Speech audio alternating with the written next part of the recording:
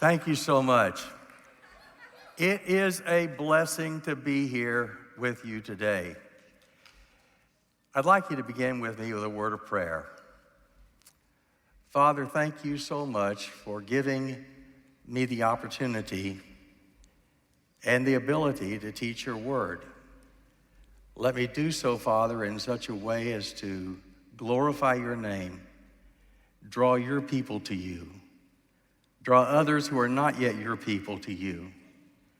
And may, Father, the words of my mouth and the meditation of my heart be acceptable in your sight, O Lord, my rock and my redeemer.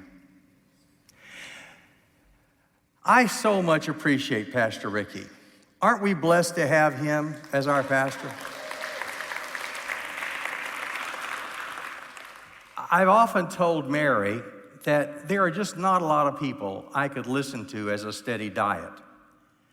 But Pastor Ricky, I could listen to him every day, week in, week out, and be blessed because he has this remarkable ability to take the text of Scripture, distill it down to the essential elements, and then present it to us in a way that it is engaging and it's memorable, and we can take it with us and we can live with it. He's just wonderful. And I hope you're praying for him this month as he and April are on their vacation, spending some time together. I hope you're especially praying for him as he's preparing for that series of lessons that he's going to preach next month. He's been telling us all along that August is coming, and he's going to be preaching a series of messages that are really going to be on socially sensitive subjects. And we need to pray for him, that as he prepares those messages, as he preaches those messages, he does so in the same gentleness and the same love with which Jesus approached that woman at the well in Samaria whose life was so messed up. And pray that the people who hear those messages are as receptive as she was. It's way too easy for us in today's world to be reactionary about the things that we hear, the things that people say. And what we need to be is receptive, to listen and pray for the listeners that hear Ricky's messages during the month of August. So please do that. I am especially gratified to see a group of people sitting here toward the back. There were about 60 seats reserved for a group that is very special to me, the ambassadors. This is a group of people. Every Sunday morning, these folks meet upstairs in Auditorium 3 at 8 o'clock for a Bible study. Now, it's not a typical teacher droning on and on and on, giving you more and more about less and less kind of Bible study. I write a book every study, and they go through these questions about the text that we're going to look at. And the class is an interactive class where we all get to share our insights into the text. And I find it a blessing, and I think these folks find it a blessing. And if you don't mind giving up an hour of sleep on a Saturday night, you might come check us out. That's upstairs in Auditorium 3 at 8 o'clock.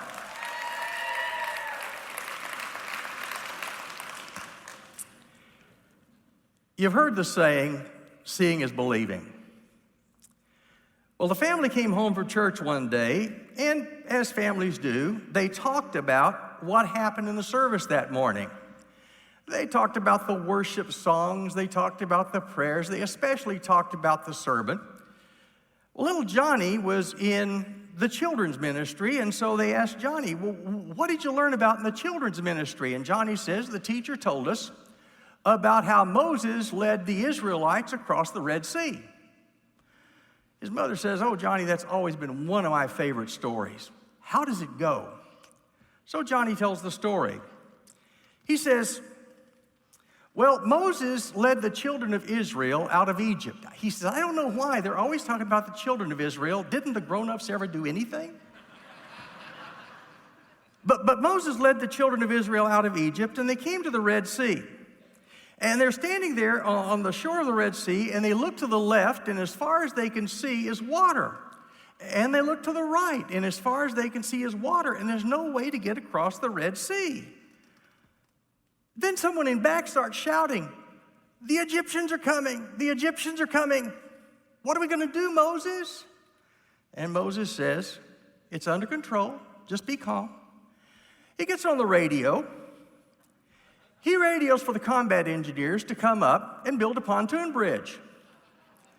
So they build this pontoon bridge across the Red Sea, and the Israelites cross on the pontoon bridge, and they feel pretty good. They've gotten across the Red Sea. But then somebody starts shouting, the Egyptians are on the bridge. They're on the bridge. And Moses says, just be calm. Everything's on control. He gets on the radio again. He calls in a drone strike. And the drones come in and they take out the bridge. The Egyptian tanks all sink to the bottom of the Red Sea, and the Egyptians all drown. Well, you can imagine his mother. Her mouth is hanging open, her eyes are huge, and she says, Johnny, surely your teacher didn't tell you the story that way. He says, no, but you'd never believe it the way she told it.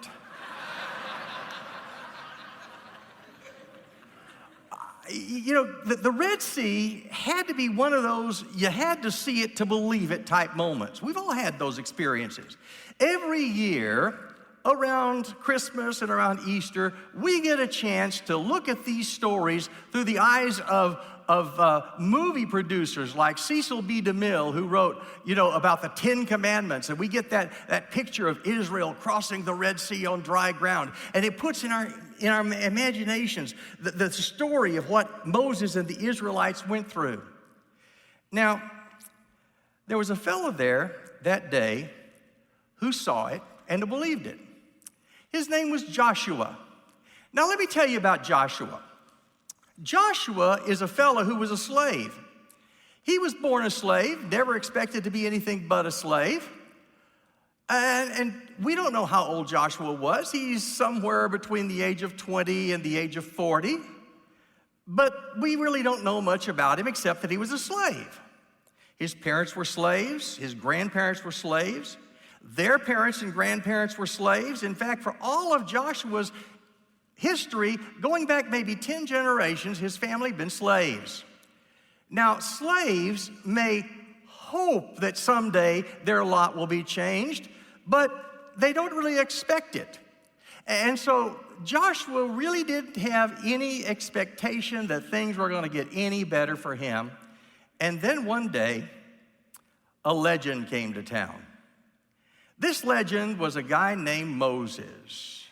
Now, Moses has been on the run from the law in Egypt for longer than Joshua's been alive. So he's probably heard about him, the slave that made good and then ran afoul of the law in Egypt when he decided to stand up for the oppressed few in the slavery. And Moses has been on the run from the law for 40 years, but now he shows up and he says, things are going to change. I'm here to help you. I've got this picture in my mind of Clint Eastwood, riding into town to help the beleaguered townspeople against the mean land barons. And so Moses comes into town and things start happening, things that we know of as the plagues. I mean, water turns to blood, then you have frogs, then gnats, then flies. Then the cattle start getting sick and dying, and then the people start getting boils all over them that just won't heal. And finally, there's a hailstorm that wipes out the crops, and what crops aren't wiped out by the hail are eaten by locusts. I mean, how much worse could things get for Egypt? Then there is an entire darkness over the land that the Bible describes as a darkness that can be felt. Have you ever experienced a darkness that can be felt? Last week when Larry Osborne was preaching, he talked about going down into Carlsbad Caverns when they turn the lights out. If you've ever been down in Carlsbad Caverns, when they turn the lights out, you know what a darkness that can be felt is like. You can't see your hand, even if it's just an inch in front of your face. It's absolutely, totally dark. But the strange thing about that darkness, it covered the land of Egypt, But it didn't cover Goshen, the area where the Israelites lived. Get that picture. Here you are standing 1 foot inside of Egypt. You can't see a thing. You take one step into Goshen and you're in broad daylight. That's impressive. But that wasn't the end of the plagues. Of course, we know they ended with the death of the firstborn of Egypt. All the firstborn of all the houses in Egypt died. The Israelite children were spared, and the reason that they were spared was because God had provided a substitute for them, a lamb. Just like He's provided a lamb for you and me. He provided a lamb for them. He provided a feast called Passover. And that feast was to be an annual reminder of God's deliverance from Egypt. Think about the logistics of all of this. You know, the problem with Cecil B. DeMille and some of those movie makers is their imagination's just not big enough. Here's what I mean. The book of Numbers tells us that the army of Egypt was over 600,000. That's just the men from the ages of 20 to 50. It doesn't include the old people. It doesn't include the women. It doesn't include the children. It doesn't include the entire tribe of Levi who were exempt from military service. And so with 600,000 in the army, you've got a population of 2 to 3 million people. Get the picture. Here are the Israelites. They're living on the Mediterranean coast in Goshen. And this guy shows up in town. It'd be like Moses showing up in San Diego and saying, okay, all you folks in San Diego, Chula Vista, and Carlsbad, pack up, we're moving. Where are we moving to? Oh, I thought we'd go to Death Valley. Don't you think today's a good day for me to be preaching?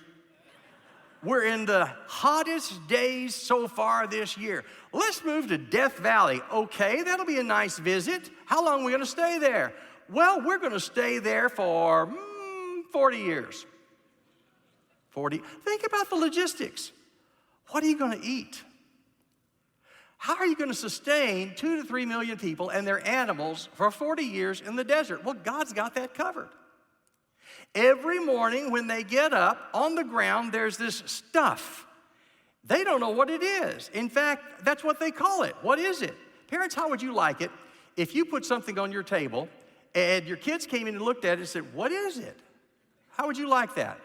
That's what God does. He puts it on the ground. The people say, what is it? The Hebrew word for what is it is manna. That's why we call it manna. What is it? Well, the manna, the Bible tells us, tasted like wafers made with honey. The best way I can describe this would be, the manna's kind of like the taste of a hot, fresh out of the oven, Krispy Kreme donut. Now, that's worth getting up for. But it had the texture of coriander seed, which means you could take it and you could grind it, you can bake it, you can boil it, you can make it into bread, you can do all kinds of stuff. There's more ways to cook manna than there are ways to cook leftover turkey after Thanksgiving. And you just get out the Martha Stewart manna cookbook and you look in there and, okay, we can have manna burritos, manna casserole, manna, maybe Dad can grill up some manna steaks. We might even find a recipe there for manicotti. And so they eat this manna every day for 40 years. And because of the way the manna comes and because of the texture and the ways they can prepare it, it's not the kind of thing that they get tired of. But it's not like Krispy Kreme donuts because it's healthy. At the end of the time they're in the desert, Moses says to the Israelites, during the 40 years that God gave you the manna, your feet didn't swell. I always wondered why he said that in Deuteronomy chapter 8. Your feet didn't swell. Have you ever seen pictures of indigenous people in cultures where they eat the same thing all the time? If you notice the pictures of the older people, the elders, you'll see that their feet and ankles are disproportionately large. That's because if you eat the same thing all the time, your body takes on water, your feet swell. And Moses says your feet didn't swell. So what he's saying is this stuff was not only tasty, but it was healthy. And so for this entire 40 years, God provided that for them. Now, Joshua was with Moses. He saw all of this. He's Moses' aide.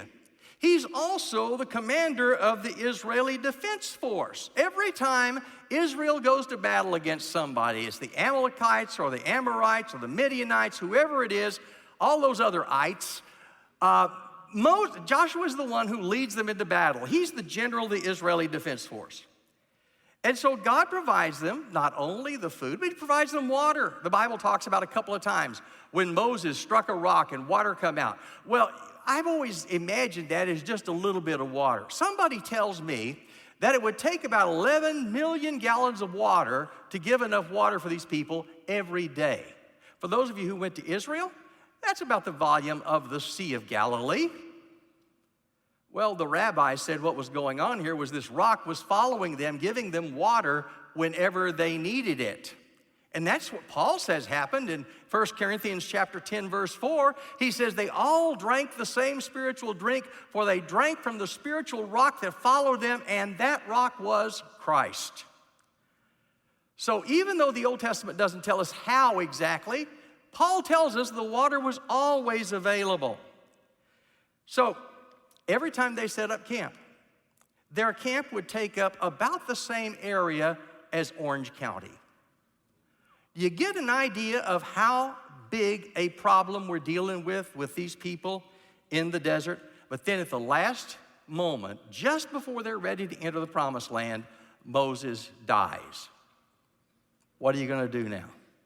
Joshua all of a sudden goes from being Moses' number 2 to being God's number 1. And God says, I'll be with you just as I was with Moses. Now, Israel's got a great psychological advantage over the Canaanites, and it's called the fear factor. Joshua sends a couple of spies into Jericho in Joshua chapter 2. They encounter a woman of ill repute. She's a prostitute. And this woman not only spares them and hides them and lies for them and helps them get out of the city undetected, but she also tells them something about the mindset of the Canaanites. Here's what she says. This is Joshua 2, verses 9 to 11. I know that the Lord has given you the land, and that the fear of you has fallen upon us, and that all the inhabitants of the land melt away before you. For we have heard how the Lord dried up the water of the Red Sea before you when you came out of Egypt, and what you did to the 2 kings of the Amorites who were beyond the Jordan, to Sihon and Og, whom you devoted to destruction. And as soon as we heard it, our hearts melted, and there was no spirit left in any man because of you. For the Lord your God, he is God in the heavens above and on the earth beneath. In other words, we've been hearing for 40 years about you, and we've been hearing that you're coming. They crossed the Red Sea, they're coming this way. They defeated the Amalekites, they're coming this way. They defeated the Amorites, the Midianites, the Moabites, and all those other ites, they're coming this way. They're now across the Jordan River, just on the east side, where Jericho's just on the west side, and for 40 years, the people have been terrified.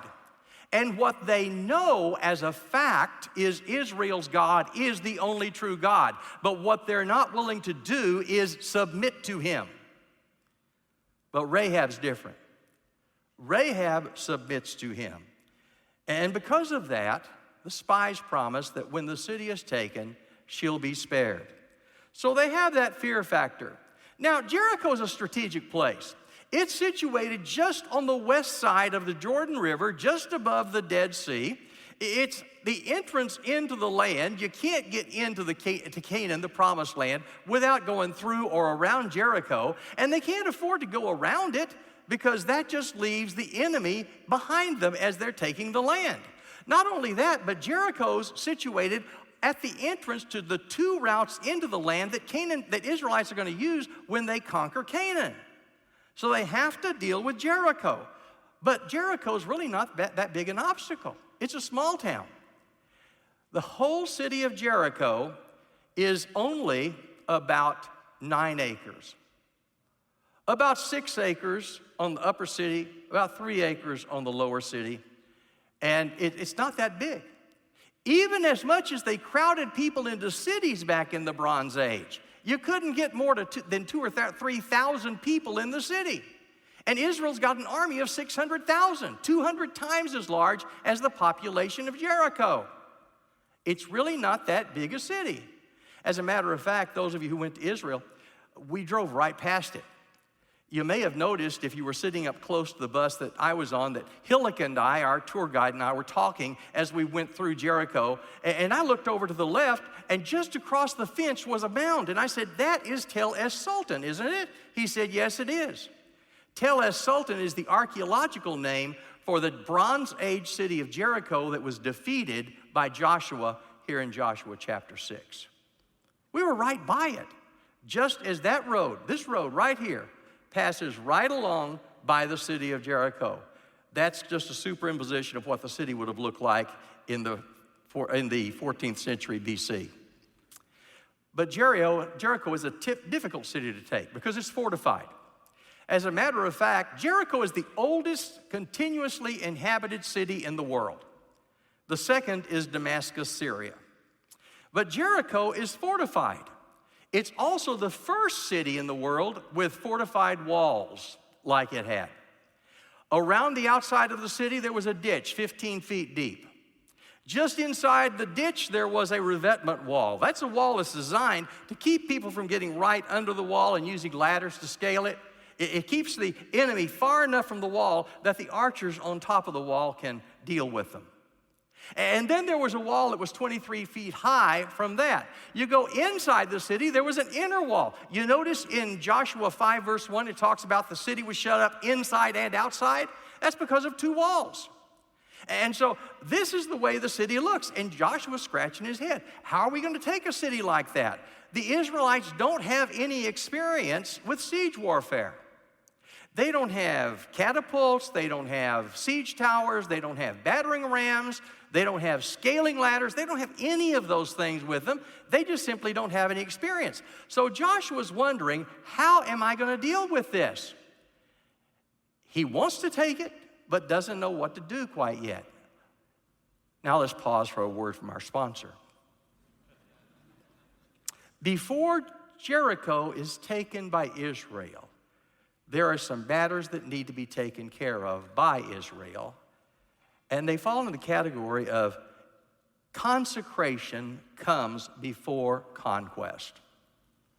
Consecration comes before conquest. There are some things that Israel has neglected for the last 40 years that are important things. For one thing, they've neglected this thing called circumcision. Now, guys, let's be honest. That would be one we'd be glad to forget. But it's a totally different thing to circumcise an 8-day-old infant like they were supposed to than it is to circumcise a grown male. Totally different.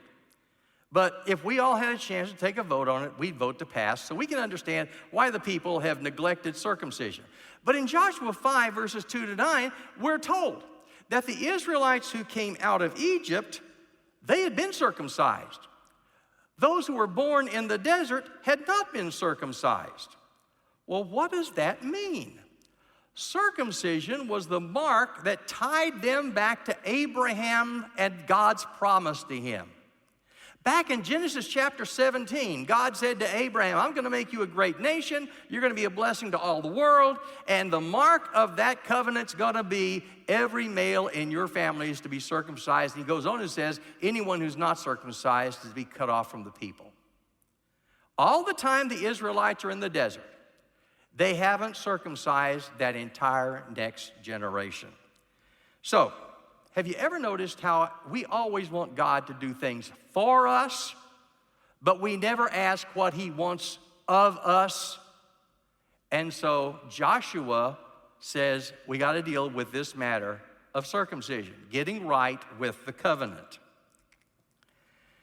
Remember, the generation that goes into the promised land is not the same generation that came out of Egypt. The baby boomers who came out of Egypt, they all died in the desert. The people who are going into the promised land are their children and grandchildren, the millennials, generations X, Y, and Z. They're the ones who are inheriting the land. And they hadn't been circumcised because their parents had been unfaithful. Now, that's a risky proposition. Here is Israel now on the west side of the Jordan. They've crossed over on dry ground, which had to strike terror in the hearts of Jericho. And they're camped within eyesight, within a mile or two of Jericho itself. And while they're camped there, the first thing they're going to do is totally disable their army. Doesn't that sound a little bit risky? I mean, if you remember, the Israelites, they have a history of that. Back in Genesis 34, there was that story about when Jacob and his sons moved to the area around Shechem, and the people in Shechem wanted to intermarry and live with the Canaanites or the Israelites. And so they said, what can we do so that we can intermarry with you? And Jacob's sons said, tell you what, we can't do it unless you're all circumcised. And so all the men of the city get circumcised. Now, can you imagine the sales job that Shechem and Hamor had to do to make that happen? And so while the men are all recovering from that, Simeon and Levi, two of Jacob's sons, go in and slaughter them all. Now Israel is exposing themselves to the same kind of possibility. What's to keep the people of Jericho from coming out and attacking them? So by being circumcised right in eyesight of Jericho, what they're doing is they're showing their trust in God that he could spare them. The second thing they hadn't done for 40 years is Passover. They'd celebrated Passover before. Back in Exodus chapter 12, there was the Passover at Egypt just before they came out of Egypt and their slavery. Then a year later, they celebrated Passover at Mount Sinai. Numbers chapter 9 tells us about that. But after that, for the next 39 years, they had not observed Passover. It's supposed to be an annual observance. But you know, people who are in the desert, who know they're not going to get into promised land, who are disappointed and discouraged, well, they're not really particularly interested in religious ceremonies, and so they don't observe the Passover. Now, what that means is this. This is the third Passover Israel has ever celebrated. The first two were 40 years ago and 39 years ago, respectively. Anyone under the age of 40 has never seen a Passover. And in the land, they observe a Passover, and then things start happening. They go from manna to the Mediterranean diet.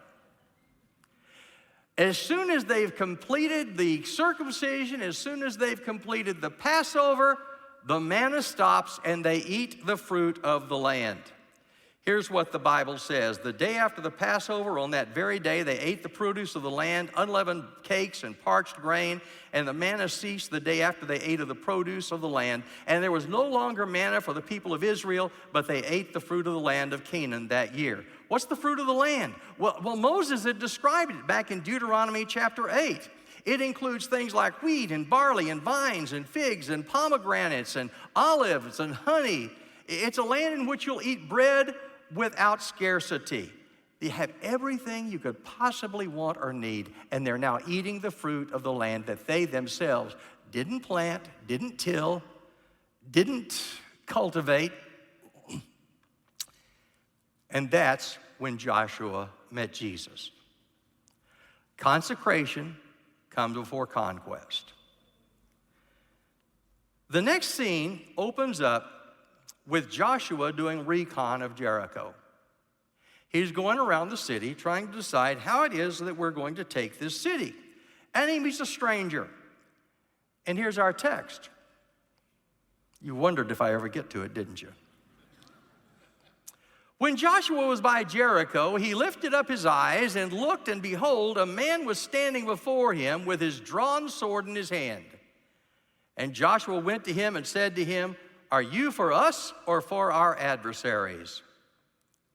And he said, "No, but I am the commander of the army of the Lord. Now I have come." And Joshua fell on his face to the earth and worshiped and said to him, "What does my Lord say to his servant?"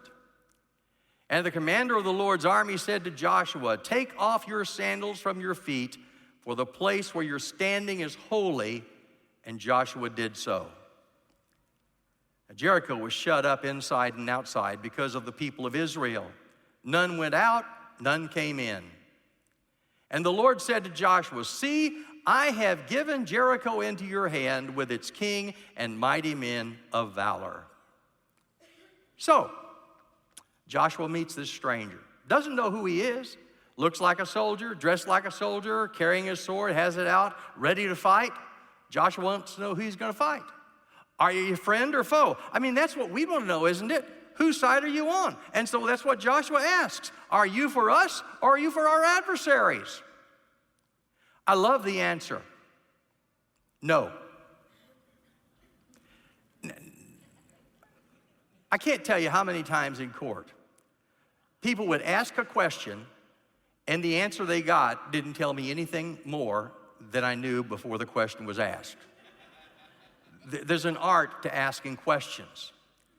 So here are two choices. Choice A, choice B. You for us, you for our adversaries. No.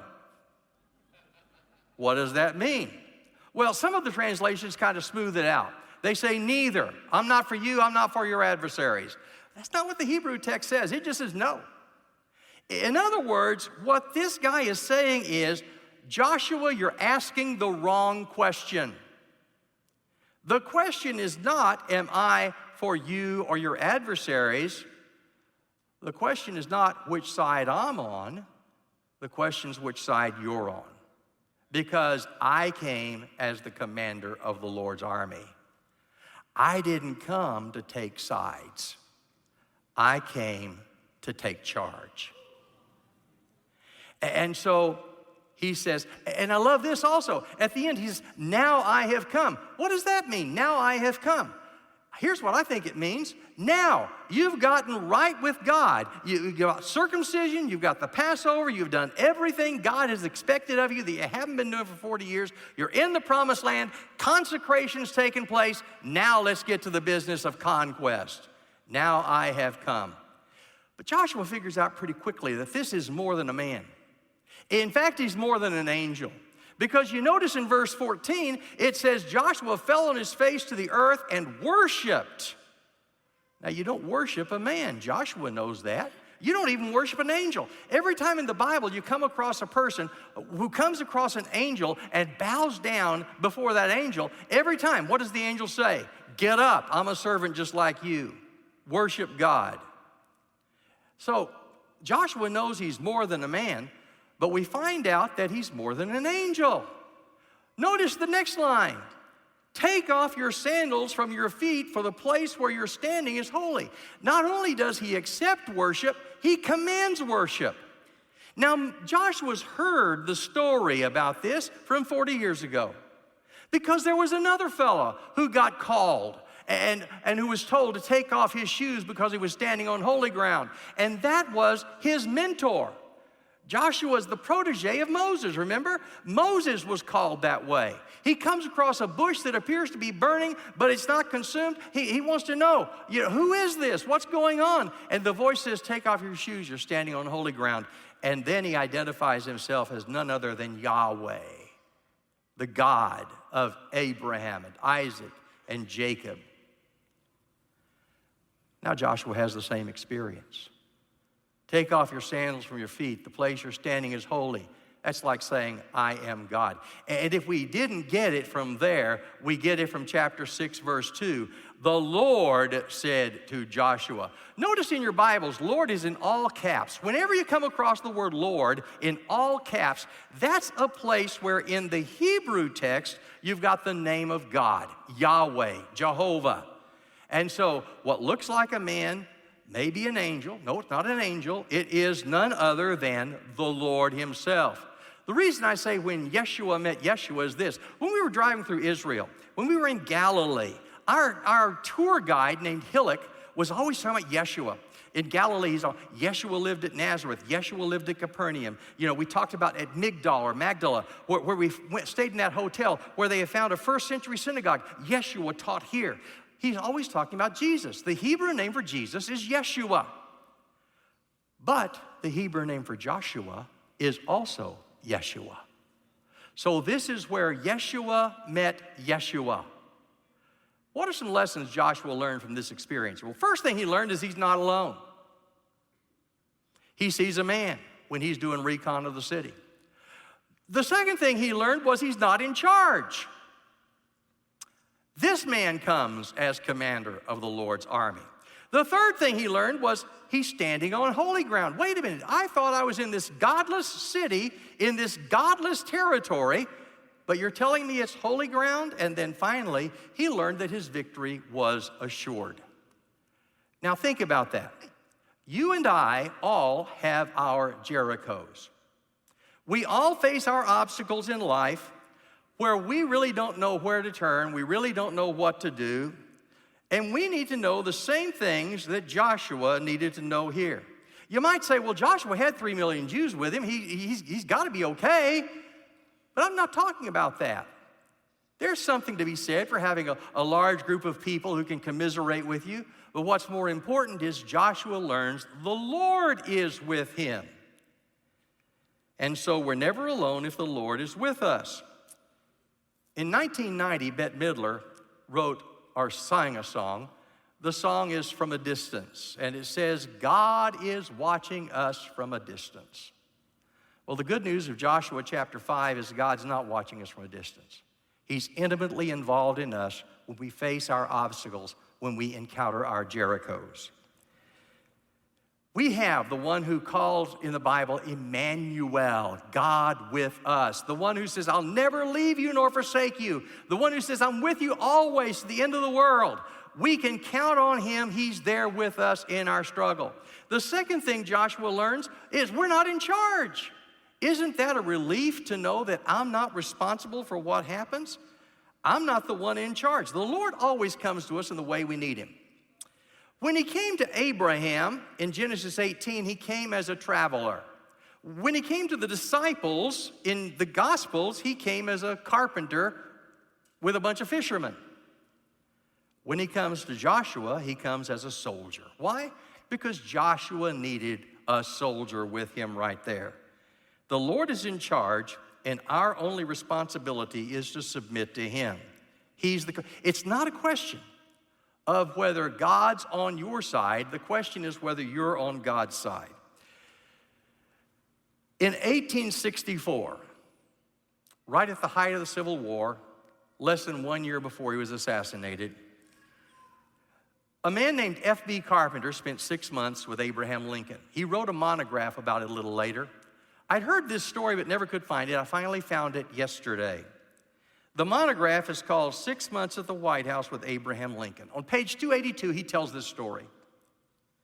He says, a clergyman came to President Lincoln in the height of the Civil War and said, I hope the Lord is on our side. Here's Lincoln's response. I'm not at all concerned about that, for I know that the Lord is always on the side of the right. But it is my constant anxiety and prayer that I and this nation should be on the Lord's side. We got to avoid the trap of assuming that God's on our side or the other guy's side. We got to avoid the trap of assuming that God votes red or votes blue, that God's for this team or that team, that God cares who wins the Super Bowl or he cares who wins the World Series. He may have an opinion on the Calder Cup. I don't know. But it's a great day in the life of a person when we learn that we're not in charge. Tim Keller says in 1970, he died a few weeks ago. In 1970, he says a teacher gave him an illustration that changed his life. He said, if you were to assume that the 92 million miles that separates the earth from the sun was reduced to the thickness of paper, then the distance between the earth and the nearest star would be a stack of papers 70 feet high. The diameter of the galaxy would be a stack of papers 310 miles high. The galaxy is just a speck of dust in the universe, yet Jesus holds the universe together by the word of his power. And finally, the teacher says, now is this the kind of person you want to ask to come into your life as your assistant? You've seen the bumper stickers. God is my co-pilot. Let me tell you, if God's your co-pilot, he's sitting in the wrong seat. He didn't come to assist, he came to take charge. Wherever we submit to God, we're standing on holy ground. Think about this. For years, God's held back his judgment from Canaan because he said back in Genesis chapter 15, their sin hasn't gotten as bad as it's going to get. I mean, this is a place that's full of immorality, idolatry, all kinds of depravity going on in Canaan. But what I learned here is if Canaan can be holy ground, then wherever God calls you and me, that's holy ground. That means the Coachella Valley is our holy ground. With its gangs, with its drugs, with its human trafficking, with the crime, with the poverty, with the homelessness, all the bad stuff around us, this is where God's called us, so that means this is our holy ground. You're standing on holy ground. Did you know that? And the only proper response to meeting the Lord on holy ground is worship. Finally, we need to learn we don't fight for victory. We fight from victory. Our victory is assured. I love the way Joshua 6 verse 2 is written. Before Israel's ever marched around Jericho that first time, before the trumpets have sounded and the walls have fallen down, before all of that, God says to Joshua, I have given Jericho into your hand. It's in a tense called the perfect tense. The perfect tense is something that's established by something happened in the past and it makes the future certain. There's no doubt who's going to win this battle because God has already decreed Jericho is going to fall. We don't fight for victory, we fight from victory. So what we need to know is our public victories all come as the result of private visits with the Lord. What's your Jericho? Is your Jericho family dysfunction or codependency or physical or emotional or sexual abuse or chemical dependency, substance abuse, some addiction, maybe sex or pornography? Are you struggling with mental health? Do you suffer with PTSD? Do you have to deal with anger? What's your Jericho? The thing you need to remember is you're not alone. You're not in charge. You're standing on holy ground even when you're going through that struggle, and your victory is assured. But I want to leave you with one last thing. And that is that God is the God of restoration. You should never end a lesson without some good news. And here's the good news. God is the God of restoration. You recall in Joshua chapter 2 when they sent the spies into the land and they encountered that one woman out of an entire city who submitted to the Lord and they promised they'd spare her. Well, when the city is destroyed, Joshua sends the spies back into the land to bring her out. They bring her out, the land is destroyed, but Rahab and her family, they come out and they live with the Israelites to the day that the book of Joshua was written. It's a great story, isn't it? Out of all that wicked city, God was able to save one person. But there's more to it than that. Because when you get to Matthew chapter 1, and Matthew gives us the genealogy of Jesus himself, her name's one of the names you see there. Salmon, the father of Boaz by Rahab. So apparently Salmon was one of the spies. He married Rahab. Boaz, the father of Obed by Ruth. Now you've got two foreigners, one with a bad reputation, one with a good reputation. Obed, the father of Jesse, Jesse, the father of David, the king. So when Jesus had Joshua spare that woman, what he did is he spared David's great-great-grandmother and his own 16 times great-grandmother.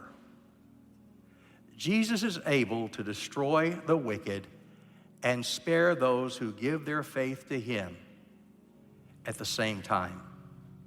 There's good news if you're fighting against Jericho in your life. The main thing we need to remember, the real question is not whose side is God on, but whose side am I on? Whose side are you on? Stand. Lift your hands and receive God's blessing. The Lord bless you and keep you. The Lord make his face to shine upon you and be gracious to you. The Lord lift up the light of his countenance upon each and every one of you and give you his peace. In the name of the Father, the Son, and the Holy Spirit. Amen. Go in the blessing of God.